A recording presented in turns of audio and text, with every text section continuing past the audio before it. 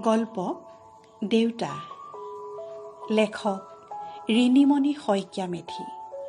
গল্পপাঠ বৰ্ণালী কলিতা চহৰীয়া। অমৃতাই ৰাতিপুৱাৰ চাহকাপ হাতত লৈ বাতৰি কাকতখনত চকু ফুৰালে। কাকতখনৰ বৰ বৰ আখৰে লিখা শিৰোনামাৰ খবৰটোৱে অমৃতাক অস্থিৰ কৰি তুলিলে।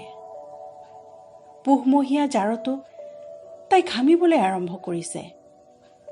তাই শিৰোনামাটো আকৌ এবাৰ পঢ়িলে। বন বিষয়া অনুৰাগ চৌধুৰীৰ ঘৰত CBIৰ তালাচীৰ নিৰ্দেশ। খবৰ কাকতখন এক প্ৰকাৰৰ দলি মাৰি দি অমৃতাই চকু দুটা মুদি দিলে। তাই অলসভাৱে চকীখনতে যেন শুই পৰিব।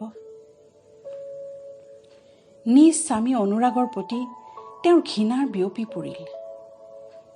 অমৃতাৰ অজ্ঞাতে তেন্তে অনুৰাগ বহু তললৈ নামিল। অমৃতাৰ চকুৰ আগত ভাহি উঠিল এখন মুখ। দেউতাকৰ পবিত্ৰ মুখখন তাইৰ বাবে এক সাহস আছিল। প্ৰতিটো ক্ষণৰ লগৰীয়া আছিল দেউতাক। দেউতাক আছিল অমৃতাৰ শৈশৱ কৈশোৰৰ একমাত্ৰ প্ৰিয় বন্ধু। পঢ়া শুনাত অমৃতা ভাল আছিল। সেয়ে তাইক সন্দিকৈ কলেজত নাম লগাই দিলে। কলেজলৈ আহি মুকলি হৈ পৰিল বন্ধ সজাৰ পক্ষী। কমোৱা তোলা হৈ পৰিল অমৃতাৰ মন। কেনেকৈ যে কি হৈ গ'ল? অমৃতাৰ বাবে দেউতাকতকৈ প্ৰিয় হৈ পৰিল অনুৰাগ। তাই মনৰ দাপোনত সদায় জিলিকি থকা দেউতাকৰ মুখখন ক্ৰমে অস্পষ্ট হৈ তাৰ ঠাইত জিলিকি উঠিল অনুৰাগৰ মুখ। এদিন শিক্ষা শেষ কৰি অমৃতা ঘৰলৈ ঘূৰি আহিল।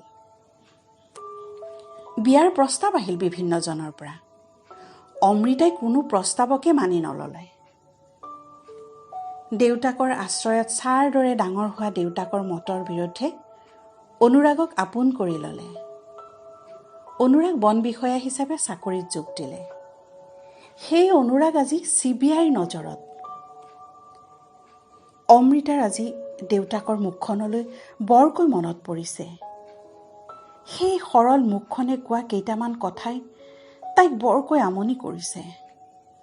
দেউতাকে কৈছিল, মাজনী, কোনো দেউতাকে সন্তানৰ অহিত চিন্তা নকৰেও। আমিবোৰ বয়সৰ জোৰেৰে যথেষ্ট অভিজ্ঞ হলোঁ।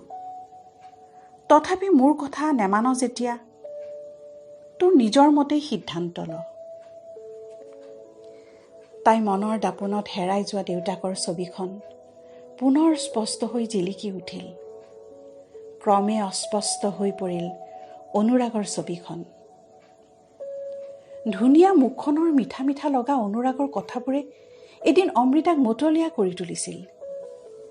যাৰ বাবে জীৱনৰ পথ প্ৰদৰ্শক দেউতাকৰ কথাও অমৃতাই হেলা ৰঙে তুচ্ছ জ্ঞান কৰিব পাৰিছিল। সেইজন অনুৰাগৰ আঁৰত যে অন্য এজন অনুৰাগ লুকাই আছিল, তাই আজিহে উপলব্ধি কৰিব পাৰিলে। আচলতে টকা আৰু ক্ষমতাই বহুজনক অমানুষ কৰি তোলে। অনুৰাগ তেতিয়াও শুই উঠা নাই। তাই লৰালৰিকৈ গাটো ধুই হাতত হাৰে ভৰিত হাৰে ঘৰৰ পৰা ওলাই আহিল। হয়, তাই পুনৰ দেউতাকৰ ঘৰলৈ ঘূৰি যাব। দেউতাক এতিয়াও স্থিতপজ্ঞ হৈ ৰৈ আছে। দুহাত মেলি মৰমৰ একমাত্ৰ জীয়েকলৈ আশা কৰি আছে। দেখা পালেই মৰমেৰে আঁকোৱালি ল'ব অমৃতাক।